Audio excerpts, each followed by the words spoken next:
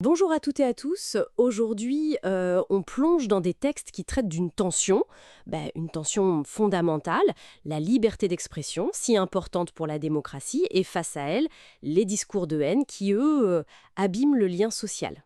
Toujours. Oui, une tension très actuelle. Notre objectif, si on peut dire, c'est de démêler un peu cette relation complexe en s'appuyant sur les analyses qu'on a pu consulter. Exactement. Comprendre les définitions, les enjeux juridiques, éthiques aussi. Pourquoi c'est si crucial, cette distinction? Tout à fait. Alors, commençons peut-être par la liberté d'expression elle-même. Oui. Les sources rappellent bien que, fondamentalement, c'est le droit de dire ce qu'on pense, sans crainte. Oui. Et ces bases légales sont solides. On pense à l'article 19 de la Déclaration universelle des droits de l'homme, l'article 10 de la Convention européenne, et bien sûr, chez nous, l'article 11 de la Déclaration de 1789. Un droit essentiel, donc, pour le débat, la critique, pour que la démocratie fonctionne, tout simplement. Mais en lisant les documents, la question qui vient tout de suite, c'est celle des limites. Où est-ce qu'elle s'arrête, cette liberté? Et où commence ce que les textes nomment le discours de haine? Voilà, c'est le cœur du problème. Le discours haineux, tel que les textes le définissent, ce n'est pas juste une idée qui dérange. Son but, c'est vraiment d'inciter à la haine, à la violence ou à la discrimination.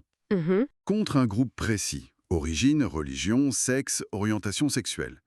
Les exemples donnés sont clairs. Des propos racistes, des appels à la violence ou même des choses qui visent à déshumaniser un groupe. D'accord. Et les textes sont clairs là-dessus. La liberté d'expression, ce n'est pas absolu. Il y a des restrictions prévues par la loi pour protéger la sécurité, les droits des autres. Oui, La source cite d'ailleurs des lois françaises précises, comme la loi Gaïsseau contre l'incitation à la haine ou l'interdiction de faire l'apologie du terrorisme. tout à fait. Et un point important souligné, c'est le principe de proportionnalité. C'est-à-dire que si on restreint cette liberté, ça doit être justifié, nécessaire dans une société démocratique. Il faut un équilibre. Pas une censure arbitraire. Exactement. Et c'est là que ça devient parfois compliqué à appliquer sur le terrain. Justement, on arrive aux zones grises que décrivent bien les documents, non? Cette frontière qui peut sembler floue parfois, quand la haine essaie de se cacher derrière une prétendue opinion. Oui, Le fameux «on ne peut plus rien dire». Et les textes mentionnent aussi l'effet loupe des réseaux sociaux qui rend la modération encore plus complexe. précisément. Et les sources rappellent des décisions de justice qui illustrent bien cette difficulté.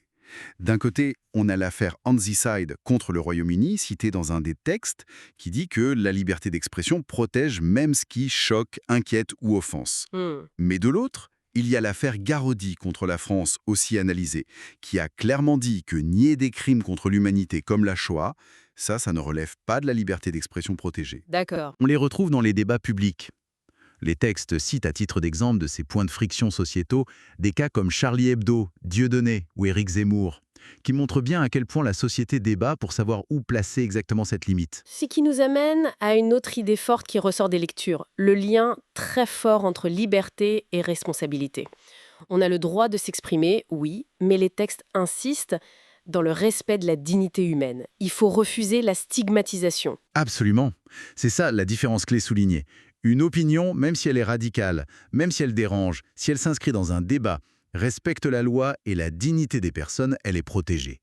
Le discours de haine, lui, son but, c'est d'exclure, de blesser, de nier l'autre. Oui. Et les textes pointent aussi l'importance de l'éducation. Apprendre à débattre, à échanger et à comprendre l'impact des mots qu'on utilise. Donc, si on essaie de résumer ce qui émerge de ces documents, la liberté d'expression, c'est fait pour partager des idées, même celles qui piquent un peu, mais de manière responsable et légale.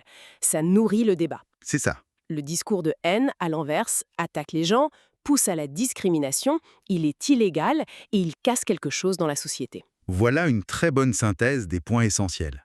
Et la conclusion des sources est claire. Il faut défendre cette liberté d'expression bec et ongle, mais en même temps être extrêmement vigilant face à ces dérives haineuses. C'est un équilibre vital pour notre démocratie et pour le simple respect mutuel. Et pour terminer, une petite question qui prolonge un peu la réflexion suscitée par ces textes.